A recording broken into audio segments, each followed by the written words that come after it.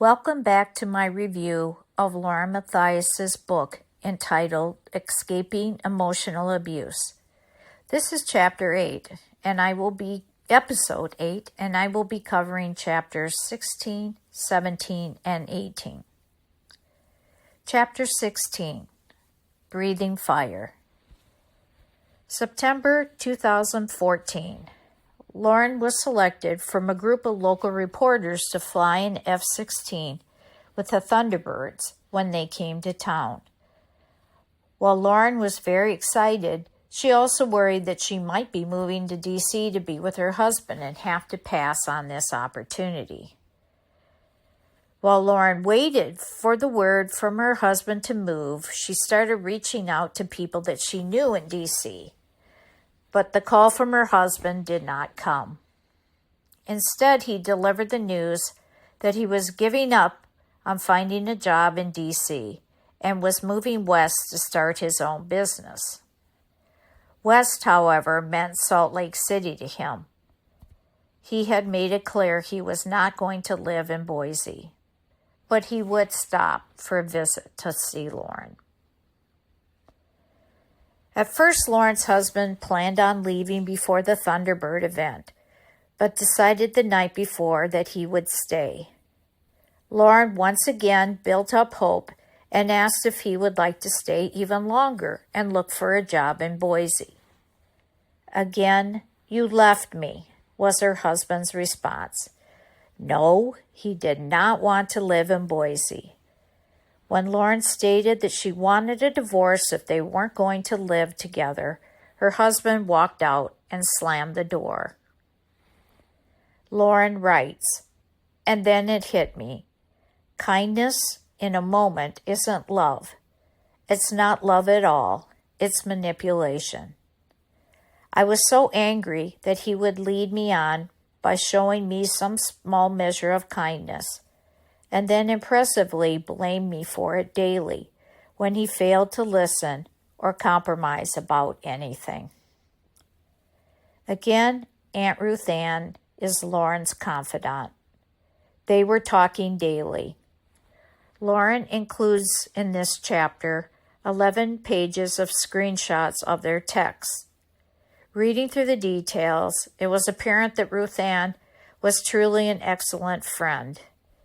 Supportive and loving, but honest about steps Lauren should be taking. I smiled as I read her response to Lauren saying, "This is a dumb marriage, getting sick of it." Ruth Ann replied, "I am glad you are getting sick of it. I have been sick of it from the start, and so have many of us." Chapter 17, Ode to Ruth Ann, with love and gratitude.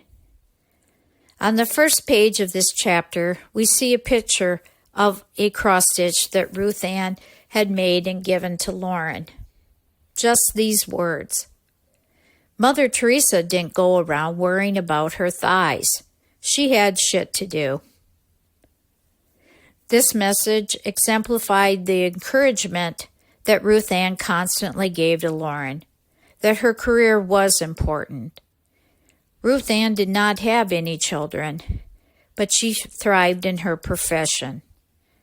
While Lauren was actually Ruth Ann's cousin's daughter, they decided to embrace an aunt and niece relationship.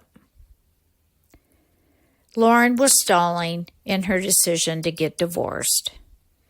She was already 34 and feared that her lifelong dream of having children was slipping away. She visited a fertility clinic and inquired about having her eggs frozen, but found the endeavor too costly. At this point in the book, we already know that Aunt Ruth Ann has met an untimely death. Lauren reminisces about special times with Ruth Ann and precious gifts she had received from her. In October 2014, Ruth Ann and her husband flew Lauren to their home in Tucson. Lauren's marriage and likely divorce were the topics at hand. Ruth Ann asked Lauren, "Promise me you will not marry someone just to marry someone. Do not marry the first person that comes around. Go live your life. You will find someone. Focus on you." Ruth Ann promised to help Lauren in any way possible. She was frustrated that Lauren had not hired an attorney yet. She knew Lauren was stalling. The promise did come from Lauren that she was prepared to get out of her loveless marriage. Just 10 days after Lauren returned to Boise, she received news from Ruth Ann's husband that she had been hit by a vehicle while out for a bike ride and was in critical condition.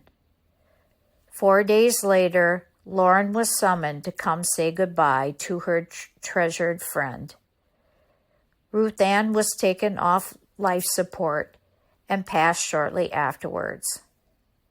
When Lauren called her husband with the devastating news, he expressed no interest in coming to her aid. Lauren was tired of crying and tired of being alone so much of the time. Chapter 18. Lessons on Repeat. Lauren starts out this chapter by writing, "I'm sure it seems to many of my readers that I seem to be slow in learning some lessons on love, or that I'm still stuck in the same place with the same playlist looping over and over. For those of us leaving these toxic relationships, it's often normal to see our repeated mistakes over and over before we can take that last step to freedom. When talking to others in similar situations, no one seems to understand why we stay or what is holding us back from taking the final step. It's different for everyone, but here is my story, and these are the subtle lessons I needed to learn over and over before the end. I hope it gives you hope, and may you be a faster learner than myself." Lauren's husband joined her after the weekend when she returned from saying goodbye to Ruth Ann. It wasn't out of concern for Lauren, but it was a scheduled trip to see a football game with friends.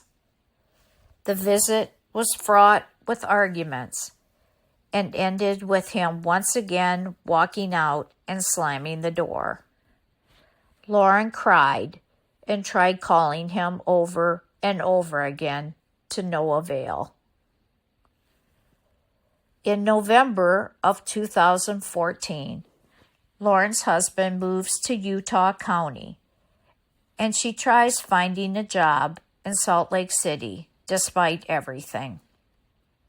Once again, Lauren waits for her husband to ask her to move to be with him. He does join her in Tucson for Ruth Ann's funeral and memorial. Lauren asked him to come to Boise for Thanksgiving, but he refused, saying he wanted to spend time with his family. But as Christmas approached, he started asking to come up for the holiday. Lauren told him no, which increased his demands to let him visit. He loved her. He begged and cried relentlessly. Lauren found that she couldn't stop feeling sorry for him. She gave up and she gave in once again.